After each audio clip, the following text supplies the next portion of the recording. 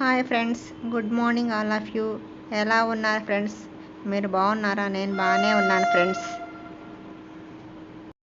టమాటా mutton curry. మనం మటన్ని శుభ్రంగా కడుక్కొని ఉప్పు పసుపు వేసి ఒక 20 నిమిషాలు ఉడకబెట్టుకొని పక్కన పెట్టుకోవాలి.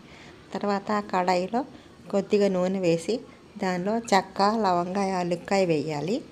ఇది కొద్దిగా చిటపట్లాడిన తర్వాత మనం టమాటా ముక్కల్ని, ఉల్లిపాయ ముక్కల్ని, పచ్చిమిర్చి, కొత్తిమీర, కరివేపాకు కోసుకొని ఒక పక్కన పెట్టుకొని ముందుగా ఉల్లిపాయలను, పచ్చిమిర్చి, కొద్దిగా కొత్తిమీర, కరివేపాకు వేసి మరీ ఎర్రగా కాకుండా మీడియంగా ఉల్లిపాయని వేయించుకోవాలి.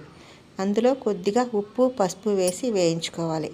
ఇలా వేయించుకుంటే మనకి చక్కగా ఉల్లిపాయ ఉడికిద్ది. కూర కూడా మనకి ఒక రోజంతా ఉంటుంది, వాసన రాకుండా ఉంటుంది అన్నమాట. అంటే చద్ది వాసన వస్తుంది కాబట్టి అలా రాకుండా ఉంటుంది కాబట్టి మన ఉల్లిపాయని ఒక 3/4 వేయించుకోవాలి. ఇలా వేయించుకున్న తర్వాత మనం కొద్దిగా అల్లం, కొబ్బరి, చిన్నులపాయ పేస్ట్ని వేసేయాలి. ఇలా వేసి చక్కగా ఎర్రగా పచ్చివాసన పోయేంత వరకు ఈ మిశ్రమాన్ని ఈ మాదిరిగా వేయించుకోవాలి. ఇలా వేయించుకొని కొద్దిసేపు మగ్గనిచ్చి అందులో మనం కట్ చేసి పెట్టుకున్న కొద్దిగా కొత్తిమీర, కరివేపాకు వేసుకోవాలి.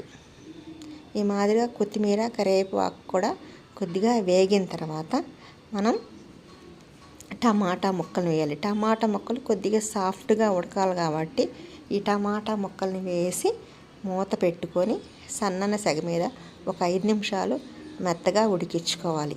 ఎందుకంటే ఆల్రెడీ మనం మటన్ని చక్కగా ఉడికించి పక్కన పెట్టుకున్నాం కాబట్టి మనం ఈ టమాటా ముక్కల్ని వేసి మగ్గించుకుంటే మూత పెట్టి చాలా బాగుంటుంది.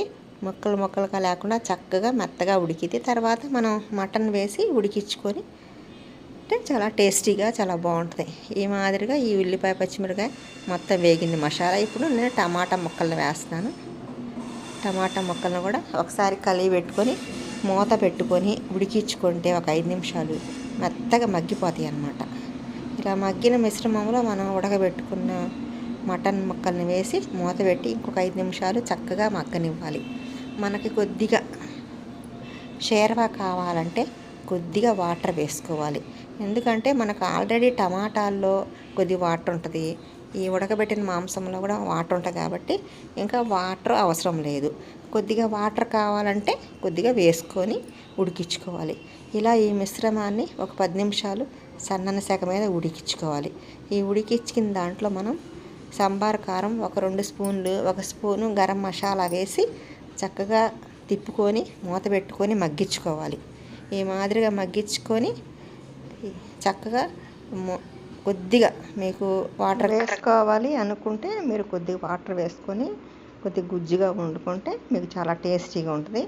ఇది రైస్లోకి, పుల్కాలోకి, చపాతీలోకి చాలా బాగుంటుంది. ఒకసారి ట్రై చేసి చూడండి friends. Like, share, subscribe my channel. Thank you.